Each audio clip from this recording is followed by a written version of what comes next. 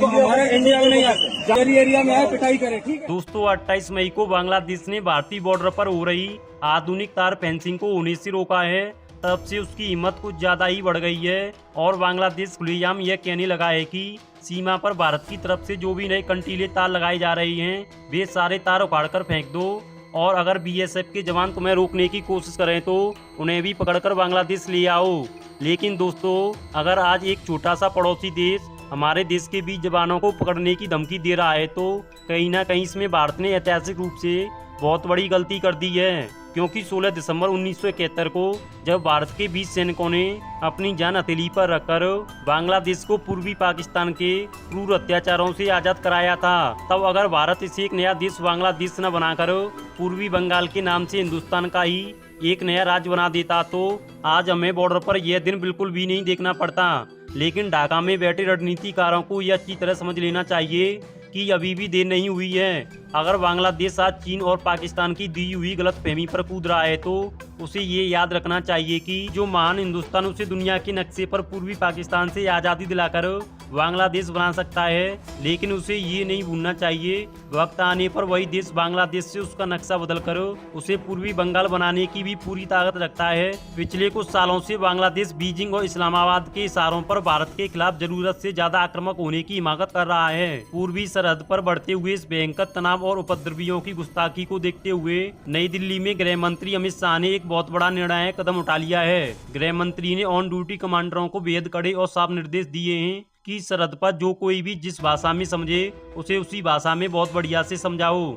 अगर समझाने के बाद भी वे सीधे रास्ते पर नहीं आते हैं तो आगे उनके साथ क्या सलूक करना है यह पूरी तरह सेना खुद तय करे। हमारी भारतीय सेना की बंदूकें और उनके तोप किस तरह गरजते हैं इसका इतिहास गवाह है। पूरी उम्मीद है कि अगले 12 से 24 घंटों के भीतर हमारी सेना की यह विशाल टुकड़ी अंतर्राष्ट्रीय सीमा के अलग अलग अति संवेदनशील मोर्चों पर पूरी मुस्तैदी के साथ अपनी पोजीशन संभाल लेगी। आखिर 28 मई की उस घटना के बाद सरहद पर बांग्लादेशी सैनिकों ने ऐसी क्या साजिश रची। अमित शाह के 60,000 जवानों वाले चक्रव्यूह के बाद ढाका के वॉर रूम में किस तरह का सन्नाटा पसर गया और अगले कुछ घंटों में पूर्वी सरहद पर क्या होने वाला है, आज की इस विशेष रिपोर्ट में हम आपको जमीनी हकीकत के एक एक पन्ने से रूबरू कराएंगे। अगर आप भी अपनी मातृभूमि की संप्रभुता और भारतीय सेना के इस महान एक्शन का दिल से समर्थन करते हैं तो इस वीडियो को तुरंत लाइक कर दीजिए और कमेंट बॉक्स में पूरी ताकत के साथ जय हिंद लिखना मत भूलिएगा। हम आपको बताएंगे कि सरहद पर मचे पूरे घमासान की असली जड़ और कड़वी हकीकत को बिल्कुल गहराई से। इसके लिए 28 मई की तारीख पर चलना होगा जिसने इस पूरे अंतर्राष्ट्रीय सीमांत विवाद को एक बेहद खतरनाक मोड़ दे दिया था। 28 मई की सुबह भारत बांग्लादेश सीमा के एक बेहद संवेदनशील और रणनीतिक इलाके में रोज की तरह शांति दिख रही थी। भारत सरकार और हमारे गृह मंत्रालय के कड़े निर्देशों के बाद बीएसएफ की निगरानी में वहां पर अत्याधुनिक स्मार्ट और एंटी कंटीले तारों की फेंसिंग का काम युद्ध स्तर पर चल रहा था। यह फेंसिंग भारत के लिए इतनी जरूरी क्यों है इसे आप बहुत अच्छे से जानते हैं।